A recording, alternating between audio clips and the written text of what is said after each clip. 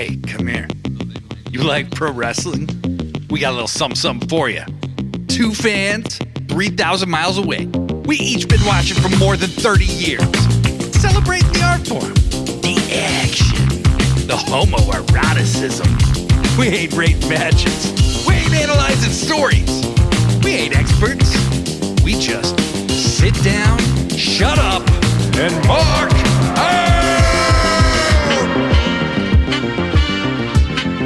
Hello, everyone, and this is motherfucking Blade Goddamn Daily coming at you with another edition of Sit Down, Shut Up, Mark Out. I am joined, as always, by the one, the only, my ace, my Joshi G, the best Canadian pro wrestling podcaster in the history of pro wrestling podcasts.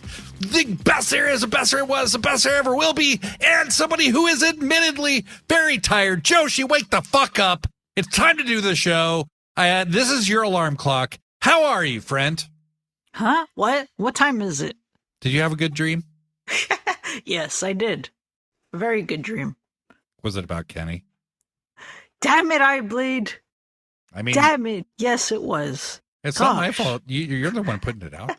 I mean, I actually... Oh, go ahead. Sorry. No, you go ahead. Go ahead, I bleed. You go ahead. This is the entire episode is us just telling each other to go ahead. So I actually got you something. Oh, you did? Yeah. That's nice. Yeah, of course. Did you know my birthday's coming up? I did. Yeah? Yeah. What'd you get me? I got you some toilet paper. Oh, God damn it. Well, you said you carry a roll of toilet paper around with you whenever you go to a show, so... I mean, it's true. It's true. Yeah, I got you some. I don't want anyone to poop on you, so... Thank you. Thank you. I don't want anyone to poop on me either. And if they do poop on me, I want to be able to wipe it off quick. Exactly. So, my gift to you. That's a lesson to everyone. Is like carry a roll with you. Just don't know. Right? You never know. And I know the people, they don't know what I look like. Okay. But I'm a handsome person. And the reason for that is because I always have toilet paper nearby. And yeah. The rest of you walking around covered in poop all the time. There's a reason why. There's a reason why. So fresh and so clean. Yeah. Hey, well, thank you, Joshi. That's a really kind gift. I appreciate that. That you would buy toilet paper in Montreal and ship it to Seattle. That is really kind. Well, our toilet paper is French. Oh. Is it really toilet paper if it doesn't come from France? That is a good point. Okay, so it's Quebecois toilet paper. Quebecois. Yeah. Very nice. What's new in your world, Joshi? What's going on? So, somehow, this sickness that I caught that you gave me last week, yep. I still, System of a Down. I still have it. Well, I'm getting better, but my God, this drained me out. So work this week was pretty brutal because all I wanted to do was sleep. Mm-hmm. But of course, when you work, can't really sleep all day, unfortunately. Wish I could get paid for sleeping. It's not a bad gig. Yeah, I mean, I think, it's a lot of work for me, actually, because I'm a light sleeper and I suffer from insomnia sometimes. So I think I should be rewarded when I do get a lot of sleep, Pay me. Like they give you a little prize and some money? Well, yeah. Mm-hmm. Mm-hmm. Let me... I think you can get paid to sleep, but you have to take like experimental drugs so that they can see how they affect you during your sleep. Well, listen, I'm not a scientific rat. I'm not going to be used for scientific purposes, okay, I bleed? Okay, all right. I do just want to say the song that I reference is by Disturbed, not by... Oh my God, sorry. My God. Oh my God. No, of course. Yes. Mm-hmm. I apologize for that. I am so tired. Sorry about that. That's how tired Joshi is. Yeah. She can't keep her new metal band straight. I'm sorry. Crazy. I'm sorry. Damn. I know. I'm so embarrassed, man. Ship up, shape out, shape up, shape. Whatever. Whatever the phrase is, do it. Just cut that part Shape out. up or ship out. Just edit this out, please. Poop? We're talking about poop. Okay. All right. Edit this out, please. Okay. It's definitely out. I knew it was disturbed. Okay. Of course you did, Joshi. It's You're just tired. You're my tired. mouth and my brain, they're not corresponding right now. It's all right. It's You know? all right. I will definitely maybe edit this out.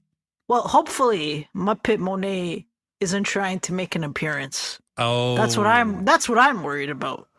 I wasn't going to bring that up. But what I was thinking is maybe the separation from Muppet Monet now that she's been, like, did you see her last weekend, for instance?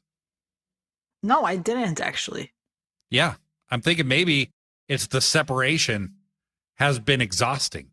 Like, that you not being one with the Muppet Monet has maybe it's caused you some kind of, like, you're recovering. You're recovering. Well, I don't feel very complete right now. I can only fucking imagine. Okay, so what the hell is that supposed to mean? Every week on this podcast, you make fun of me. Every week I make fun of you. Yes. Hello. Did you listen to our podcast the last few weeks? You were fucking possessed by a goddamn Muppet. I didn't hurt anybody. You didn't hurt anybody, but it made for a really weird podcast. Yeah, but you keep hurting feelings. That's what kind of person you are. You take feelings and you hurt them. Did you hear our last podcast where you hurt my feelings? I said, did you hear that? It's the sound of my feelings being hurt. After you called me pretentious, by the way. That's true. I went too far. You did go too far. Joshi, you're not pretentious, okay? Thank you. I mean, even though the only movies you watch are Oscar-nominated films, here we go. I'm just saying you're not pretentious. You are a really down-to-earth person. Thank you. And it's something I love about you. After you called me pretentious, that's when I got so sick. Wow. We are really digging in strong. Okay. Wow. I'm exaggerating. Okay, it's not true. Maybe a slight exaggeration. I don't know. Maybe you're not. Maybe because you did bring it up a lot afterwards. So I'm thinking it hurt pretty bad. I brought it up. I know it was people, that were chatting with us that kept calling me pretentious. And saying I only watch Oscar-nominated movies. It was even on Threads and Blue Sky. My reputation is finished. It's over. You're washed. It's over. Yeah. Freaking has been now because of you.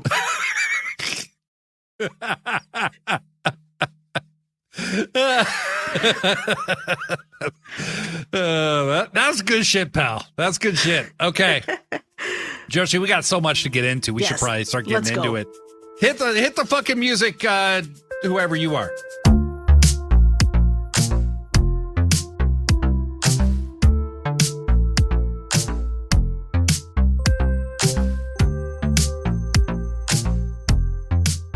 What we didn't tell you guys is we have a music guy now that that lives in a little corner in my apartment that I tell him to hit the music, and that's his only job, isn't it, buddy?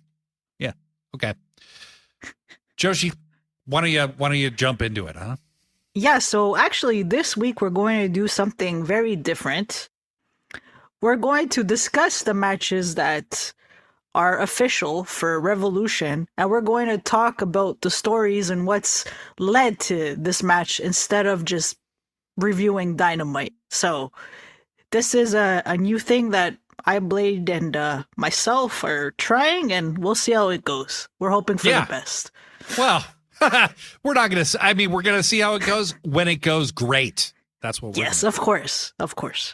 Why don't we talk about what will probably be the main event of Revolution first, which is Mox versus Cope for the AEW Men's World Championship.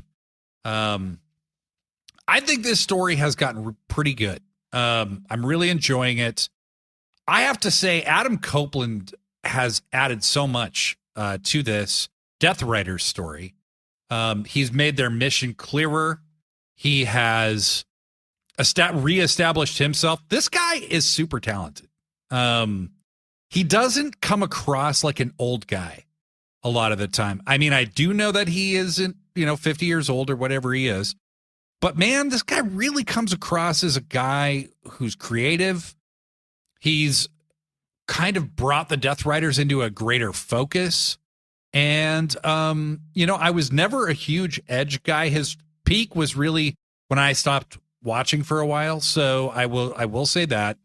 And, he had gotten wrapped up in that Matt Hardy and Lita shit by the time I stopped watching. And I did hear about that even when I wasn't watching. That's how far it traveled.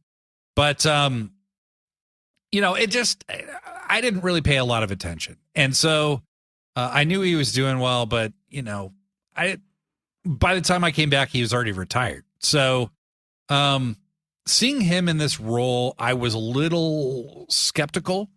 And I got to say, he's done a fantastic job. I completely agree with you. I blade daily. When there were rumblings that Copeland was going to show up in AEW, I wasn't sure how I felt about it. Mm-hmm. On the one hand, well, it's Adam Copeland. Oh, I've always loved him and Christian, more so mm-hmm. Christian though. And two, well, he's not the same wrestler that he used to be. He was in WWE for a long time. He's more of a WWE guy. So I wasn't sure. But I have to say, his run in AEW has been really good. And his current feud with Moxley has made this Death Riders storyline so much better. He's working closely with Jay White, which is great. We're getting to see Jay on TV regularly. But also, I love how aggressive and brutal he could be. He would have hit Marina Shafir with that chair. Yeah. If Willow hadn't come out. Yep. He's willing to do that. I love that he's destroying every member of Death Rider one by one, and he's doing it in very violent ways. Yeah. Well, it ups the ante, right? It adds this dimension to the story where it feels like the stakes are higher than just the title. And Copeland has really leaned into like the wily Terry Funk, I will fuck you up kind of like vibe that Terry had for a long time. And it's kind of the mantle that was passed to him from Mick Foley a long time ago. I think it's super cool. And this week when, Dynamite starts with Copeland opening the ambulance and saying, hey, Death Riders, I just wanted to show you where you're going to be sleeping tonight or whatever he said exactly. That was very clever. Yes, there's a big schmaz at some point where Copeland attacks Claudio and they start brawling out to the ring. Copeland took out Pac. Was it on Collision or Dynamite last week? On Collision. Yeah. And that was awesome. And, concertoed Pac. And he said, I am going to take you guys out one by one. Jay White has been super entertaining in these bits. Yes. So Pac is getting beaten down by the Death Rider, Copeland is getting beaten down by the Death Riders, and Jay White's music hits, and it's just a long enough distraction. He doesn't even get in the ring.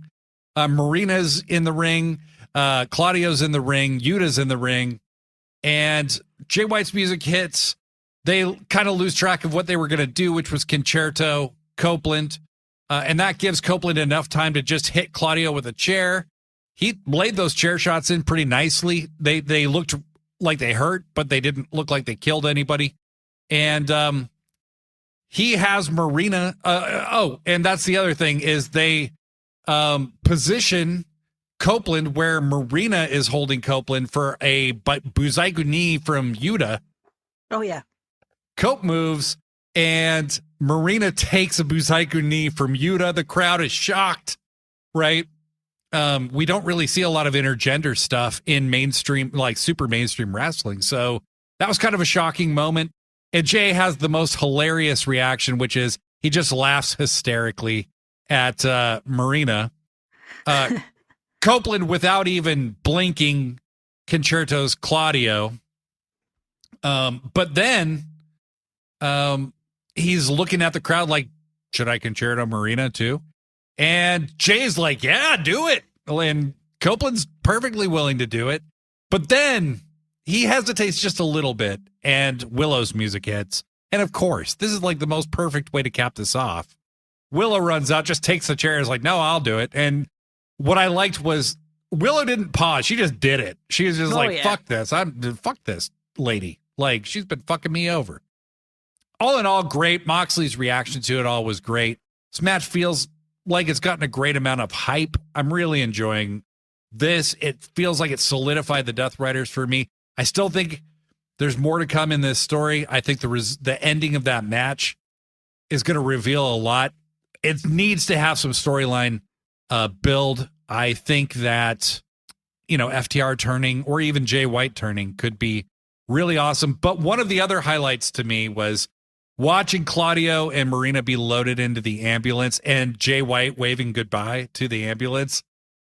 He does so many little funny things that I think when he's no longer sharing the spotlight with Cope, you're going to see more of that. And he's really turning his act into a babyface thing. Yeah, Jay White has been so hilarious. And amazing. I love that they have this Willow Marina Shafir rivalry going on. I think it's good to do something extra with the ladies, so definitely liking that so far. Absolutely. So the next match that has been made official is Timeless Toni Storm versus Mariah May for the AEW Women's World title. So after Timeless Toni Storm won the belt back at Grand Slam, people were wondering who is her next opponent going to be. I figured, you know what, it's going to be Mariah May because they don't have that much time to find somebody else to wrestle her and to build a story with. Right. So you called it. So on last week's Collision, the show started off with Toni Storm backstage and she was heading to the ring and Mariah May shows up out of nowhere, beats the hell out of Toni Storm. She drags her to the ramp. Top of the ramp. The top of the ramp. And she just keeps beating her up. And eventually she does the Storm Zero on her freaking head, which looked really brutal. Really brutal. Really brutal. Excellent execution and excellent. Yes, absolutely. Yeah. Brilliantly. It was awesome. Timed and executed. So then Mariah May asks for the spotlight. And she's basically saying that Toni Storm never knew how to write the ending of a story. And that at Revolution, they were going to become stars together. Very crazy. Okay, she sounded chaotic. Her hair was messy. It was in this like messy bun. It looked like she just lost it. And I loved it. It was really brilliant. iBlade, give me your thoughts. Fucking just, I hope you guys can hear this. This is me applauding. This was the first thing on Collision. Yes, that's how the show opened up. Yeah. What I loved is they're doing that kind of almost cold open where it's like they're showing, Bandito getting ready for his match and all these other people getting ready for their matches. And then they just show Toni Storm like looking like everybody else did. So you wouldn't think anything was out of place. And then just out of fucking nowhere, Mariah shows up and knocks the shit out of her, throws her into, these crates. It was fucking really, really well done. Just fantastic. I love it. I love Mariah May's acting here. This unhinged, you never knew how to write an ending. Yes. I mean, it was so good. These two, everything they do is so good. And, obviously we call it out if it wasn't, but this was fucking fantastic. I thought they should wait on this third match because I knew they would probably do it, but you know what? Fuck it. Go for it. You convinced me last week that they had to do this now, and this was the way to get there. Wow. And it's the Hollywood ending, right? Yes, yes. So that was the last thing she says in the promo is, let's have a Hollywood ending at Revolution, or however she said it. But yeah. Goddamn. Fuck yeah. So that should be the last of their matches for a while. Yeah, and I think maybe it's a legit feud ender. Like, they can always be intertwined somehow, but I think they've had so much connection on TV together. They kind of need these two to branch out and start elevating others. I agree. It's time for that.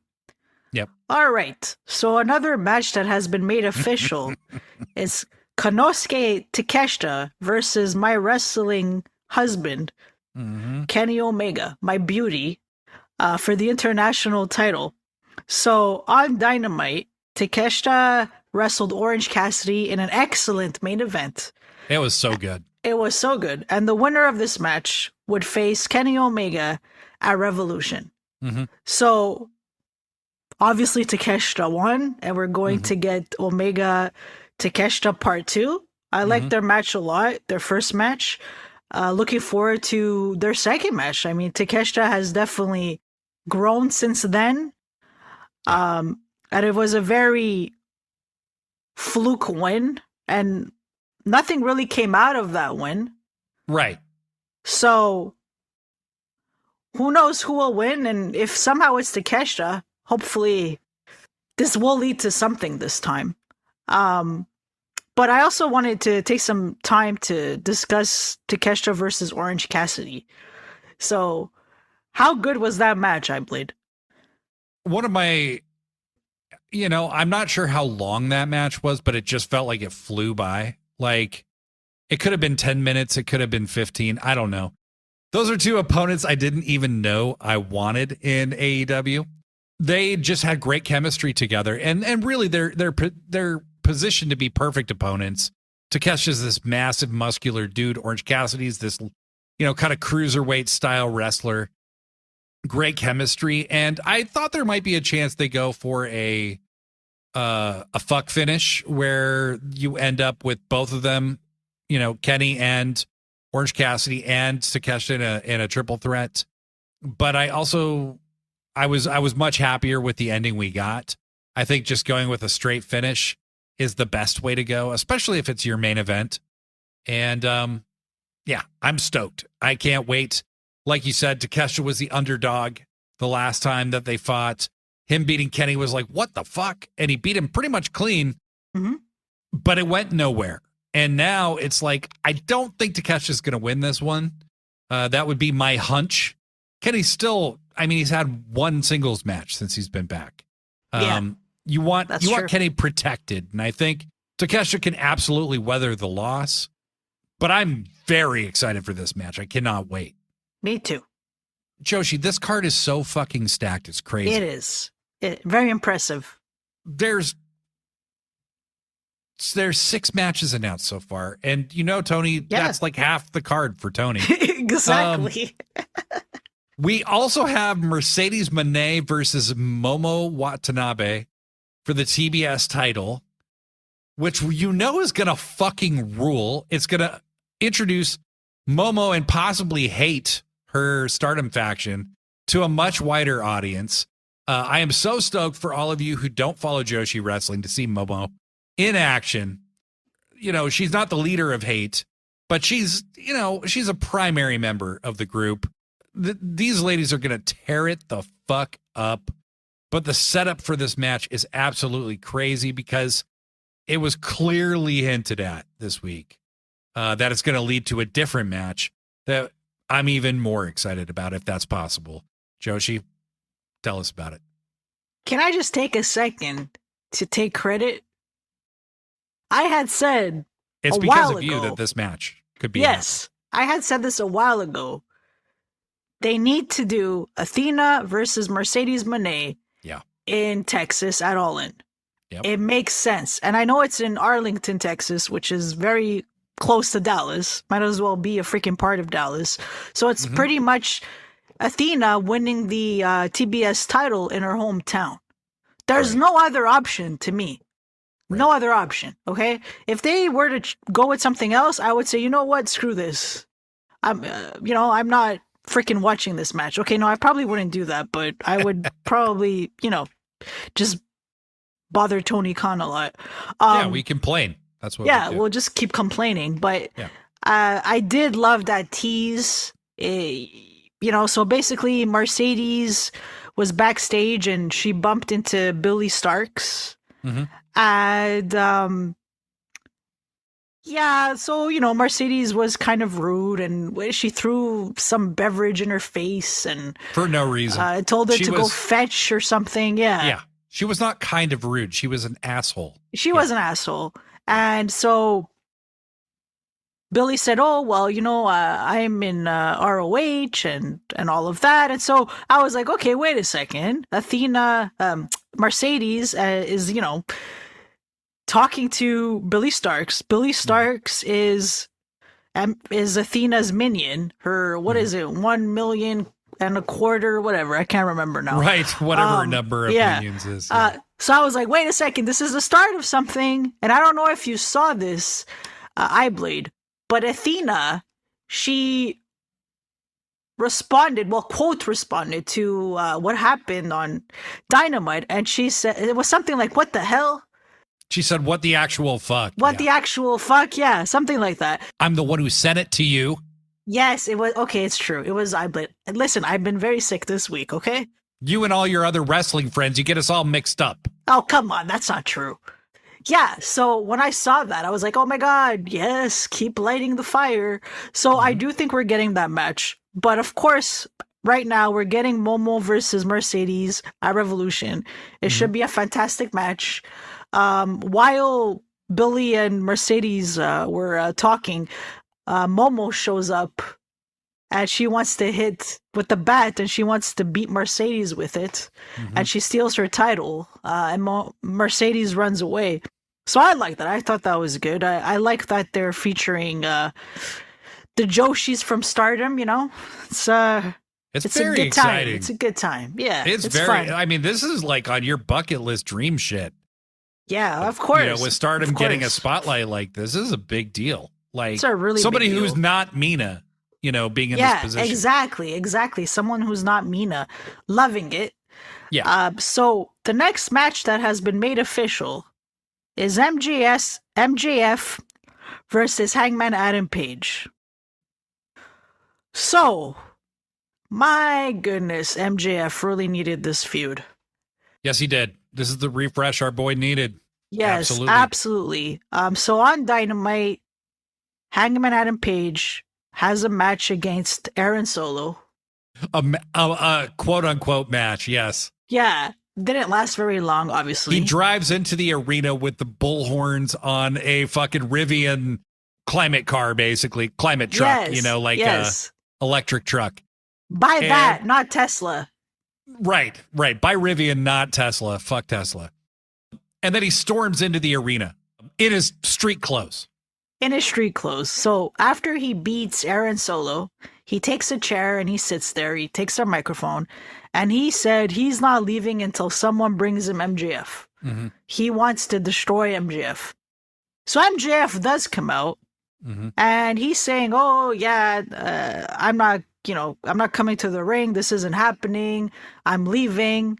And when he comes out, he has a cloth full of blood and he's like wiping his hands with it and throws it on the floor. So anyway, he tells Hangman that he's going to leave. Then he turns around and comes back and he says he forgot to tell him something.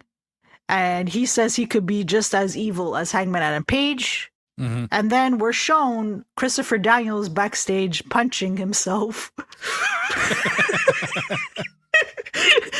Eyeblade, take over, please. Yeah. So the point was that MJF had badly beaten Christopher Daniels. He was bleeding all over the place, but unfortunately, the camera caught him punching his head to make sure the blood was still flowing, so that it would look good on camera. This is the minor stuff. Like AEW has come so far production wise.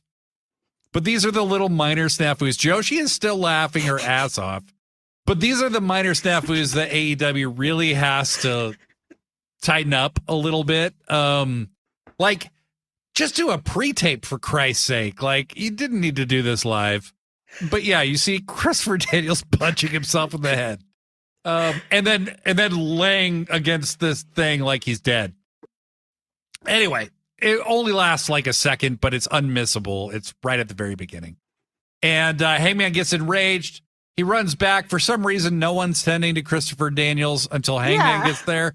But there's medical professionals very nearby.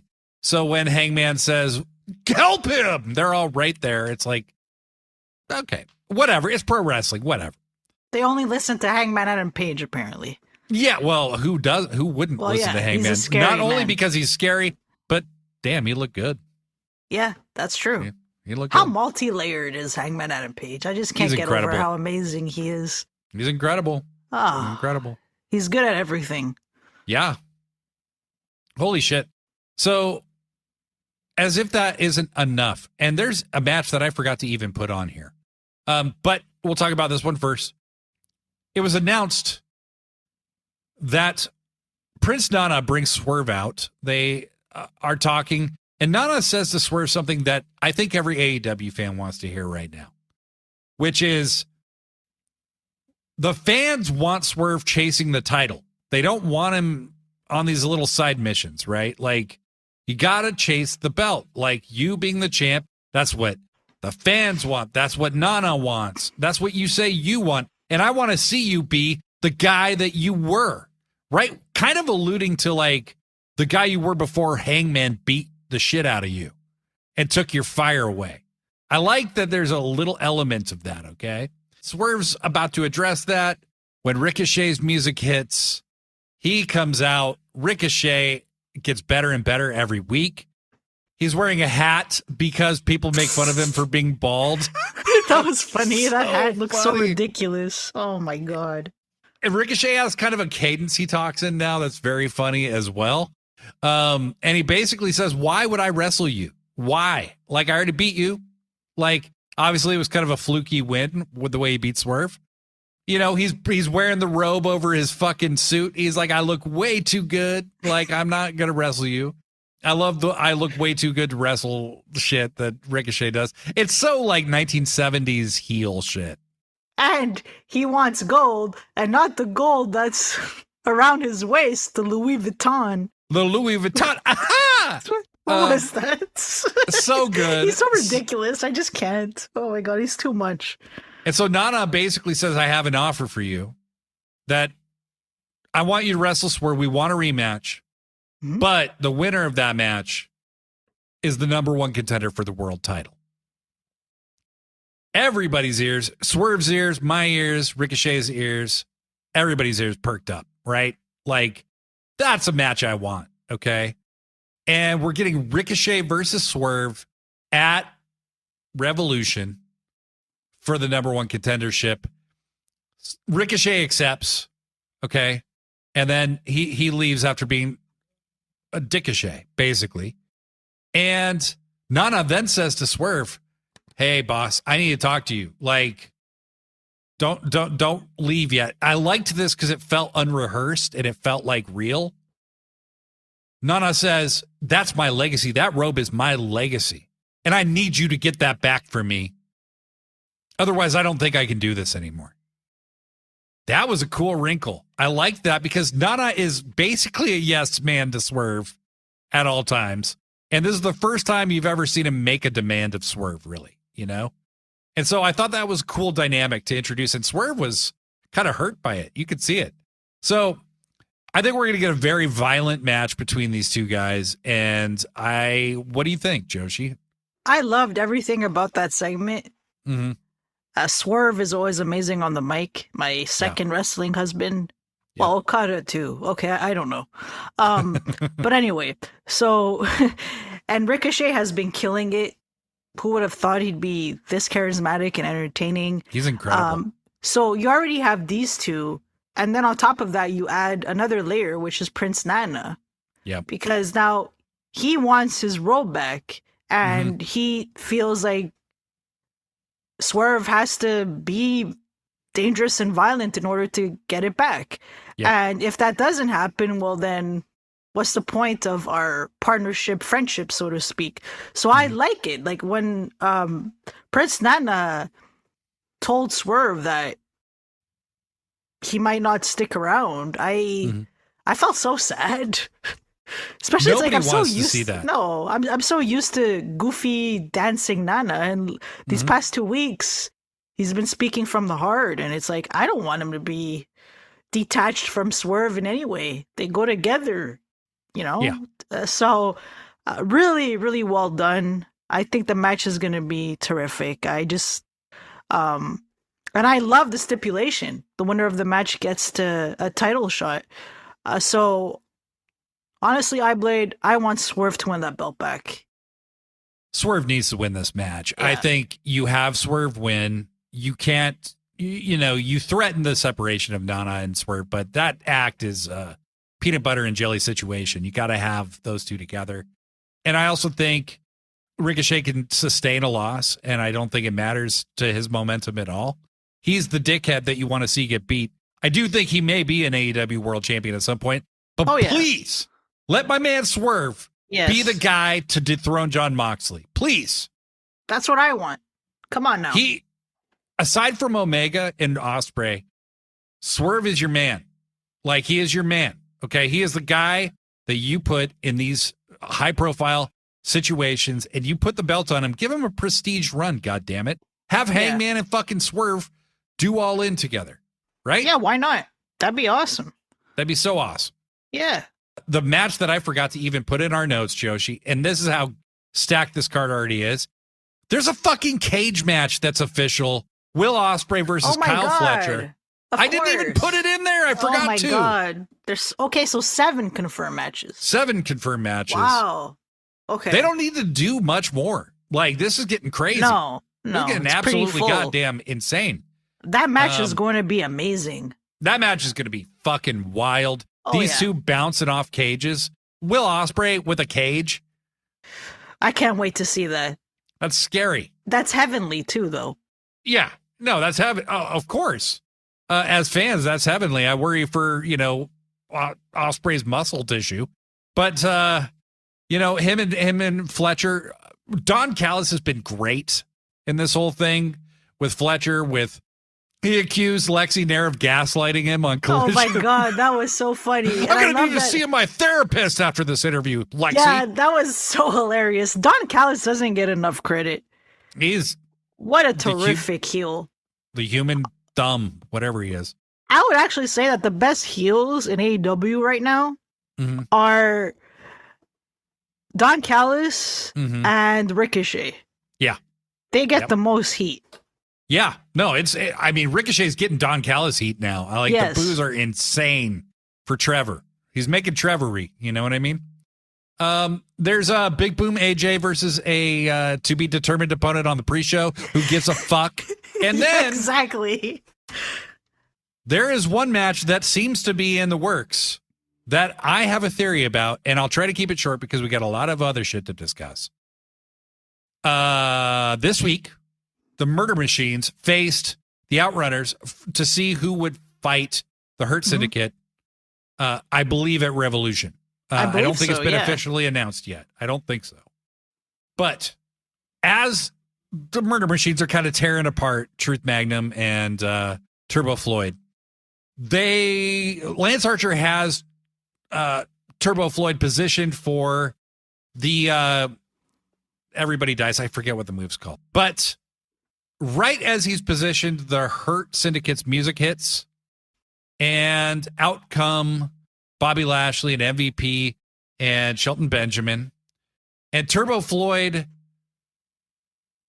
takes advantage of this distraction to roll up Lance Archer and get the 3 count. The Outrunners win in a very insanely surprising outcome. I have a theory that if that's what they're going to do, that possibly the Murder Machines fuck over the Hurt Syndicate, the Outrunners win the tag titles, and that sets up a miracle run for the Outrunners where they are the underdogs as champions in their own matches, but they win for a while. Meanwhile, the Hurt Syndicate kind of turns babyface to feud with the Callis family. I think that's a possibility that could happen. Joshi, what do you think of my theory? Yeah, it's a possibility. Is it too soon to turn Hurt Syndicate babyface though? I don't know, man. I don't want to. Eh? I don't really want that. Yeah, but I wonder if that's what they're setting up. And the Outrunners kind of having that miracle run where it You think they're only going to be champions for like till they have to defend the titles, and then they actually keep winning for a while. Could be really cool. It could be a really fun story. Yeah, I'm open to the possibility. And then maybe they drop them to somebody like the Hounds of Hell or somebody like that. Yeah, that could work. Yeah. So that's the Revolution stories. That's kind of where it's leading. And we're going to, my little friend over here in the corner. Hey, you got to tell me your name sometime. That person's going to hit the music right now. And then we are going to come back.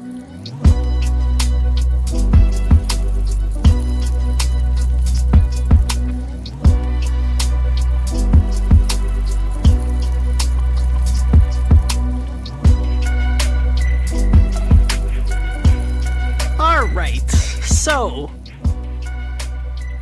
we're here now. Here we are, Iblade, talking about this topic, which has been on my mind. It has been. Yes. So, on Dynamite, Deonna wrestled Harley Cameron. Deonna Purrazzo. Yeah. Yes, Deonna Purrazzo. She wrestled Harley Cameron, and she lost. Yeah. And after her loss, nothing happened really. There was a video that wasn't shown on television where an interviewer tried to catch up with her, and she was saying that she was leaving, and then Taya's running after her and asking what's going on, and Deonna tells her, "Look, I'm going home. I'm done." So listen, it's not so much that Deonna loses a lot that I have a problem with. It's just the booking of Deonna and Taya has been pretty bad. Terrible. Because, look, as an Italian, I know a thing or two about mobsters. Not that I'm connected to any or anything like that. No, but you know what I mean? It's like I've watched a lot of gangster films, and they have it. The thing is that when you're dealing with these kind of people, they're really dangerous. They're threatening. And if, let's say, you don't do something that they want, or you turn on them, they beat the heck out of you. They get revenge. So when Deonna started cutting these promos about this new thing she was doing, the Vendetta, I said, oh, cool. And then Taya joined. I said, oh, cool. They're going to be like a mob boss faction. And I was really excited. But all that really came out of it were losses. They never attacked any other woman backstage. After Deonna lost to Harley on Dynamite, I was hoping she'd beat the crap out of her. That didn't happen. That's not how a gangster would react. Right? Plus, they would it's kind of something that we've seen with MJF before in AEW. He would give a wrestler an envelope and say, okay, do this for me. I was picturing some of that with Deonna and Taya as well, or just like beating someone up and saying, you better do this for me or else you're going to see what's coming. Like, that's what I expected. They haven't been threatening at all. I don't know what the plan is. They've just been losing. Deonna hasn't really wrestled on a consistent basis. I expected her to wrestle a little bit more often. So all that to say that I'm not sure what's going on here, but this isn't working. And I think Deonna deserves a lot better. Like, listen, I know she's not like a Mariah May or a Willow Nightingale. They have this like natural charisma and they're amazing on the mic, but she's not bad by any means. And if you don't give her the time for reps and to practice promos and whatnot, how do you expect her to reach that level? That's the problem I have. Like, Toni Storm wasn't timeless Toni Storm, what we know her as today. She struggled a lot with finding a character, but they still gave her time and they still made her wrestle often and she had stories. It's just like with Deonna, I'm not seeing that. My hope is that they're adding other members to this faction and that they will become dominant. But at this point, I've been so let down because every time one of them, especially Deonna in particular, because she's the leader. Whenever she would take a loss, I would think, okay, well then this is going to lead to something bigger, right? And it just hasn't. And I've felt that way for months. Yeah.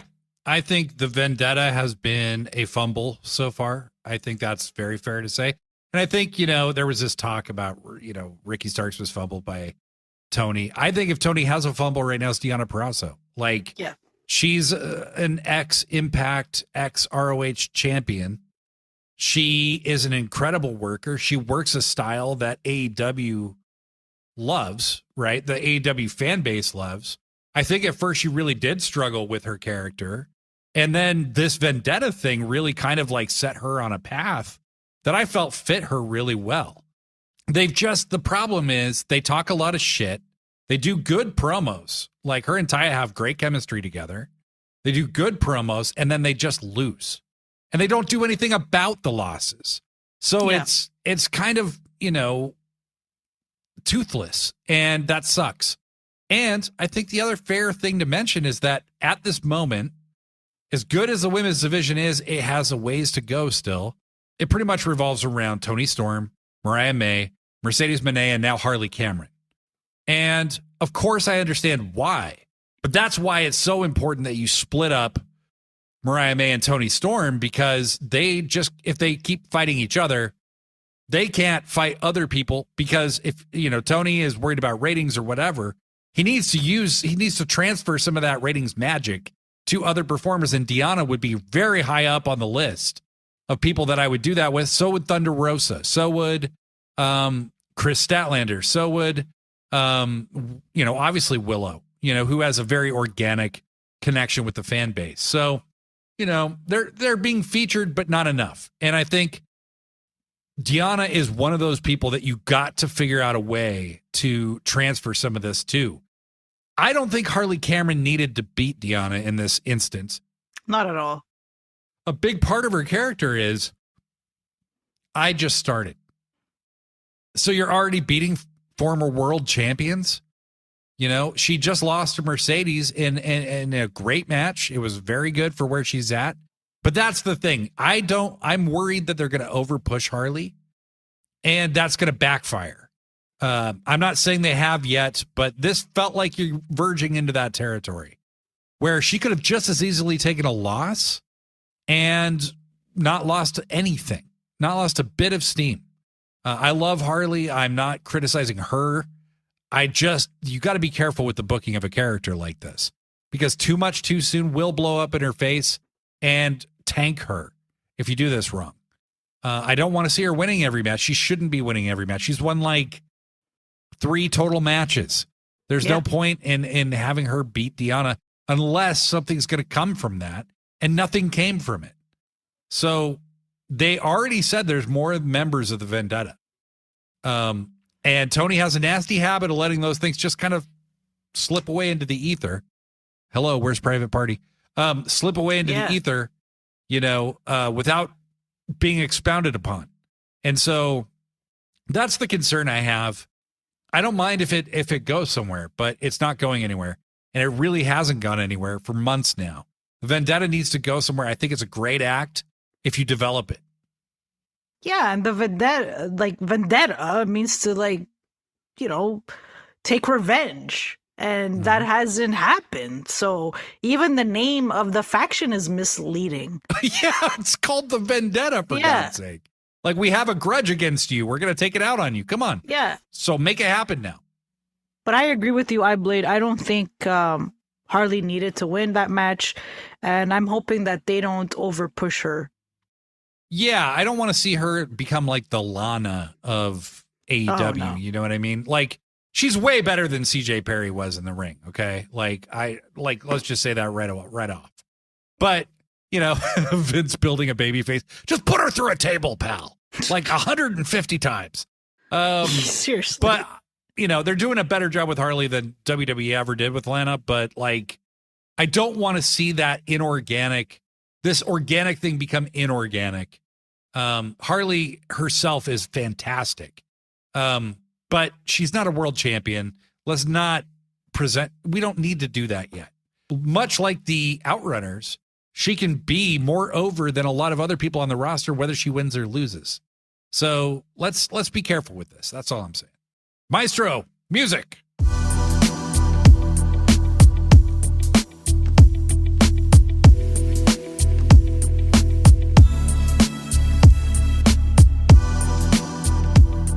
We're back. A little segment I like to call ROH. What? Like what's happening at ROH right now, friends? It's very confusing. I have no idea what's going on in this promotion other than Athena is still the champion. Very well deserved, obviously. But ROH is starting to feel just kind of like, it just feels like if you're like, for instance, Jericho's the champion right now.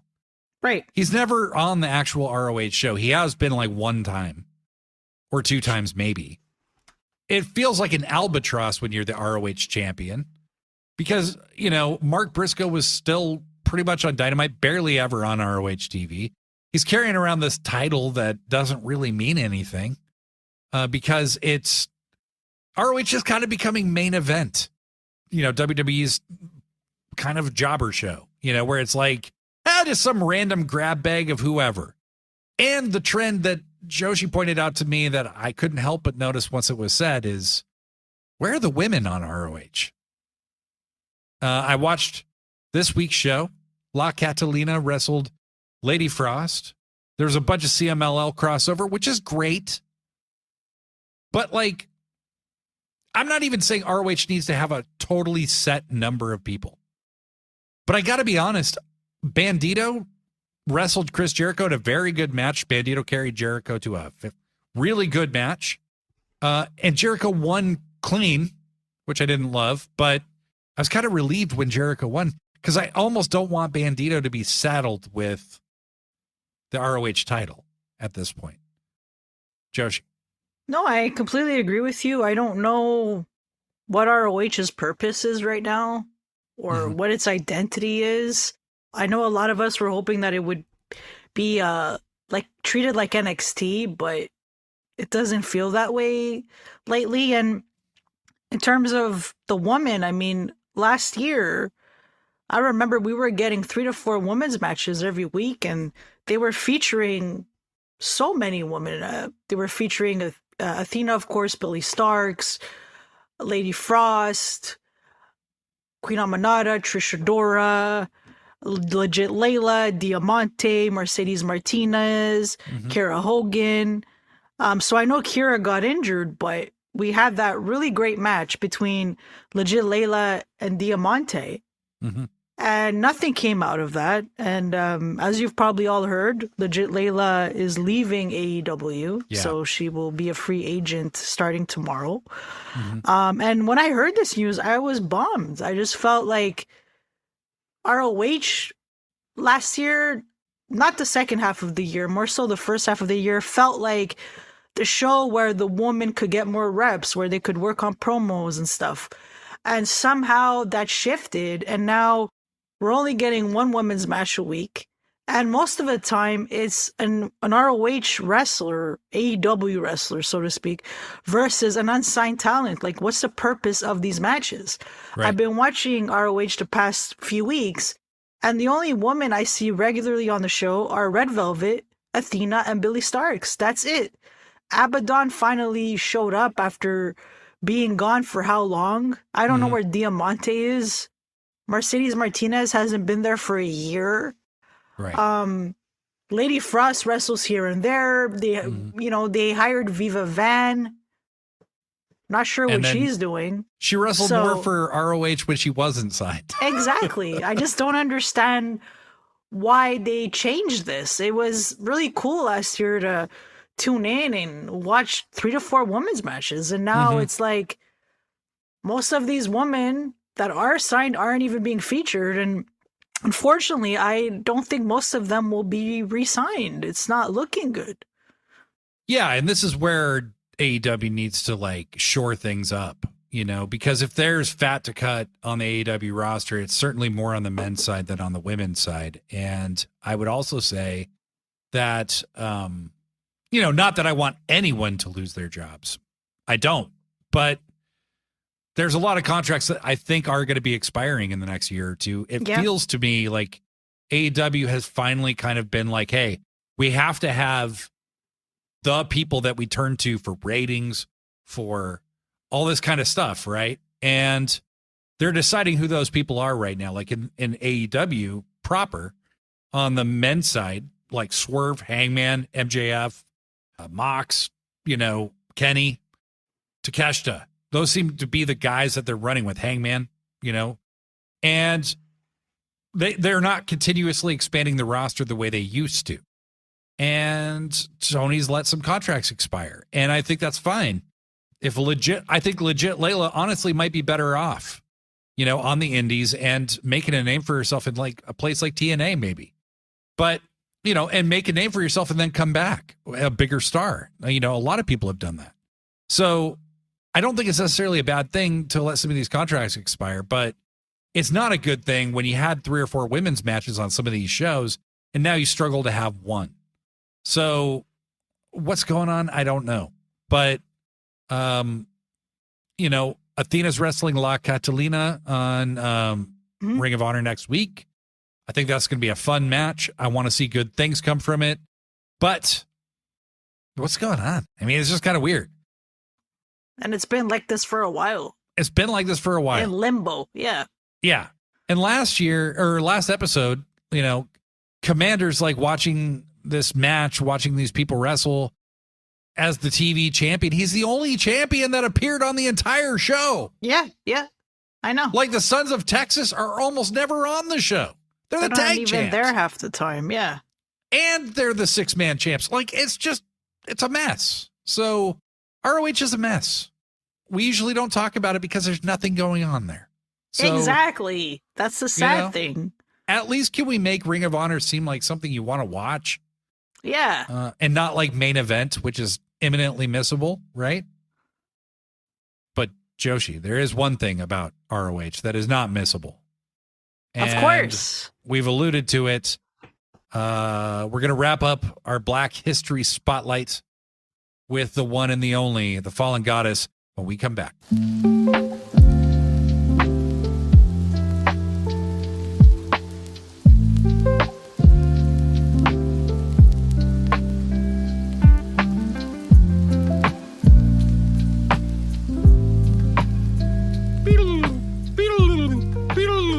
We're back. Thanks, Jack. So, little guy in the corner who hits the music. So, our Black Wrestler of the Week is the Fallen Goddess Athena. Absolutely. There are so many great things to say about Athena. So, I started watching her in NXT, but I'm going to give you some of her wrestling background. She started off in 2007, and she was trained by Skander Akbar, which is a really big deal. She then trained with Booker T at Reality of Wrestling, formerly known Pro Wrestling Alliance. Her first big break was in ROH in 2013. She was there for about 2 years. I didn't get to watch her in ROH, but I know that she puts a lot of the women that were signed at the time over. Lots of these women were in Shimmer, and I know she's a big fan of that promotion, all women's promotion. So I thought it was really cool that in ROH she got to wrestle so many terrific wrestlers such as Mischief. Of course, she also wrestled Cherry Bomb, so really cool stuff. So I was watching NXT in 2015. And at the time, Asuka was the NXT Women's Champion. And she was undefeated and had a really cool run. Yeah, the beast of that women's division. Right. She was like Brock Lesnar of She was NXT. like Brock Lesnar. Yeah. And Athena showed up in 2015. She didn't feud with Asuka right away. No. But eventually, so I had watched her matches in NXT prior to her rivalry with Asuka. Her name was Ember Moon in WWE. Right. And I thought she looked terrific. Cool gimmick. Yeah. Amazing finisher. I loved it. I had never seen that finisher before. So in WWE, it was called the Eclipse. Now it's known as the O-Face. So I just remember thinking, oh my God, it's like a flying stunner. It's so freaking cool. Oh, it's so awesome. Yeah, I love Stone Cold Steve Austin. So just seeing that was really neat. And so finally she did feud with Asuka. And she challenged Asuka for the NXT Women's title twice. Lost both times. I thought that was a very strange decision at the time. Because it crushed her momentum. It crushed her momentum. It didn't really make much sense. Asuka was gonna move to the main roster anyways. And so she gets hurt. Yeah, Asuka got hurt a short time after she beat Athena again. It seemed like Athena was being groomed to break the streak. That was my impression at the time. And I was sure she was going to beat her the second time. I was too. And when that didn't happen, I was in complete shock. And I felt really bad for Athena because, as you said, it seemed like they were building her up to be the one that would dethrone Asuka. And that didn't happen. And then she was in NXT for a while, eventually went to the main roster. But to be honest, I wasn't really watching WWE and SmackDown when she was on the main roster. Nope. So Me neither. I can't really tell you which of her matches stood out on the main roster. Like her matches with Asuka were awesome. But main roster, I'm not sure. So in 2001, WWE released her, which I thought was really surprising. And so, of course, when we heard that she was that she was gone from WWE, a lot of us thought, okay, AEW absolutely has to sign Athena. There is no way that you can't sign Athena, right? Yeah. And I remember time was passing, and Athena hadn't shown up, and I thought, what the hell is this? Like, come on, is AEW really not going to sign this woman? Because that's just stupid. And then she makes her big debut at Double or Nothing in 2022, and it was Jade wrestled, I can't remember who now, but Athena comes out after the match. And it was like, okay, wow, the fallen goddess is here. Yep. And she was in this rivalry with Jade, and Statlander was also involved.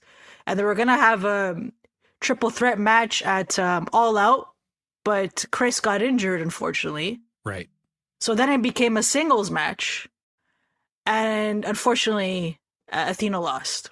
After carrying Jade to one of her best matches. And for a while, we didn't know what would come out of this. It's like, whoa, Athena just took a huge loss. Right. And eventually, I remember it was the fall, and I believe it was in Toronto. She had a match on Dark against someone from the Indies. Jody Threat. And Jody Threat, that's it, fellow Canadian. Yep. And so, Athena can be stiff. And she's a tough cookie. And I guess she knocked Jody out or something like that. And the fans panicked and said that Athena was super stiff and she was a dangerous wrestler. And so instead of Athena getting in trouble, because there was no way that she would have gotten in trouble, she wrestles a Joshi type style, right? So they turned this into a freaking character. So she became direction forward. Yeah. She became heel Athena. She was freaking crushing it. Eventually goes to ROH, beats Mercedes Martinez for the ROH Women's title. Has held onto that belt ever since. 700 plus days now. Yeah. So over 2 years now. Broke Samoa Joe's record. Has given us some of the best women's matches ever in AEW ROH. Absolutely incredible. We need her back in AEW as soon as possible. We do. But it's just, when I saw Athena in NXT, I was so impressed. But now watching her, even more so, because she's become one of the best female wrestlers in the freaking world. That's how amazing she is. She's right up there. I mean, she's like, every time I see Athena wrestle, she's even better than I remember. And I have her like so high, but like she can do literally everything. She can dive. She can jump from the top rope. She can do the chain stuff, painful looking submissions. Her strikes look so brutal. Her kicks look so brutal. Everything Athena does is almost perfect. Like, I want to see this lady fight Toni Storm. I want to see this lady fight Mercedes. I want to see her fight Jamie Hayter. Can you imagine how stiff that fucking match would be? That's a dream match for me. Yeah, her match versus Sheeta in ROH was amazing. Yes, her match with Willow in ROH. Oh my God. Jesus Christ. Yeah, they've wrestled a couple times. And it's absolutely stunning.